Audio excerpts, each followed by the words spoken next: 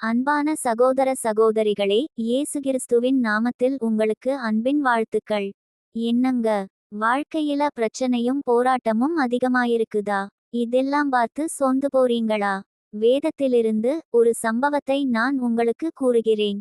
ஒரு நாள் இயேசுவும் அவருடைய சீசர்களும் கடல் வழியே படகில் பிரயாணம் பண்ணினார்கள். அவர்கள் பிரயாணம் ஆரம்பத்தில் இயல்பாகத்தான் இருந்தது. பிரயாணத்தில் போக போக காற்று வீசத் தொடங்கியது.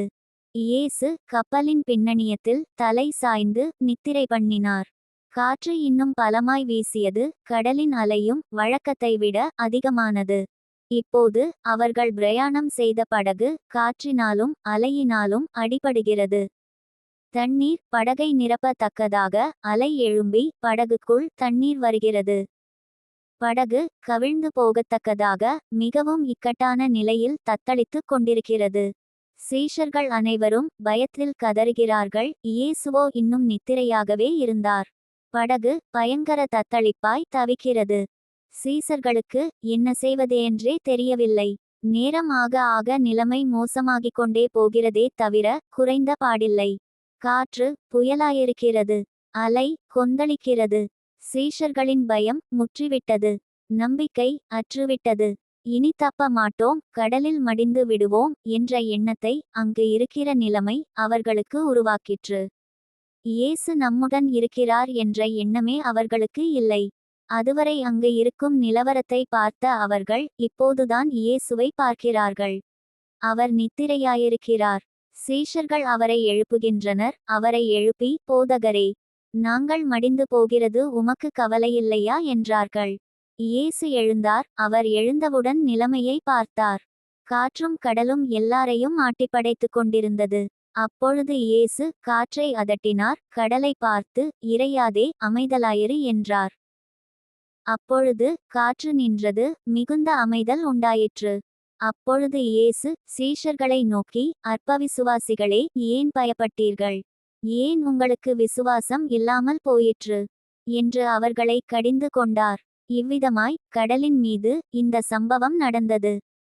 அன்பான சகோதர சகோதரிகளே, இயேசு ஏன் அவர்களை கடிந்து கொண்டார்? ஏன் அவர்களை அற்ப விசுவாசி என்றார்? எவ்வளவு மோசமான நிலைமை என்றாலும் உடன் இருப்பவர் இயேசு. அவர் பெரியவர். அவரால் கூடாத காரியம் ஒன்றுமில்லை. ஆனால் அந்த நேரத்தில் அவர்களுக்கு அந்த விசுவாசம் இல்லை. அந்த திடீர் சோதனையில் அவர்கள் இயேசுவை விட அந்த காற்றும் அலையும் பெரிதென்று எண்ணிவிட்டார்கள்.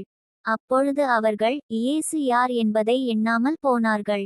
அதற்காகவே அவர்களை அற்பவிசுவாசிகளே என்று அவர் கடிந்து கொண்டார். அவர்கள் பெரிதென்று எண்ணிய அவற்றை அவர் அதட்டி அடக்கி அமைதியாக்கிவிட்டார். அவர்தான் இயேசு. அன்பானவர்களே, நீங்களும் இப்படிப்பட்ட சூழ்நிலையில் இருக்கிறீர்களா? உங்களை முன்னேற விடாதபடிக்கு எல்லாமே எதிராக இருக்கிறதா? காற்றும் அலையுமான சீறல்கள் உங்களை தடுக்கிறதா? கவலைப்படாதிருங்கள், இயேசு உங்களோடுதான் இருக்கிறார். அவர் உங்களை விட்டு விலகவும் மாட்டார், உங்களை கைவிடவும் மாட்டார். இயேசு தம்மை நம்பியிருக்கிறவர்களை கைவிட மாட்டார். ஆபத்து இருக்கும் இடத்தில் தனியே விட மாட்டார். உங்களுக்கு விரோதமாய் எப்படிப்பட்ட எதிர் வல்லமைகள் வந்தாலும் அதை அடக்கி போடுவார். உங்களை பத்திரமாய் கரை சேர்ப்பார்.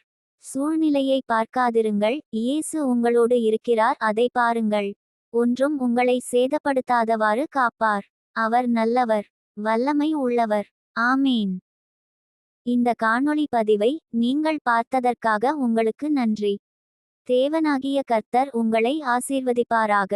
மீண்டும் சந்திப்போம். நாங்கள் இயேசுவே வழி. சுரண்டை.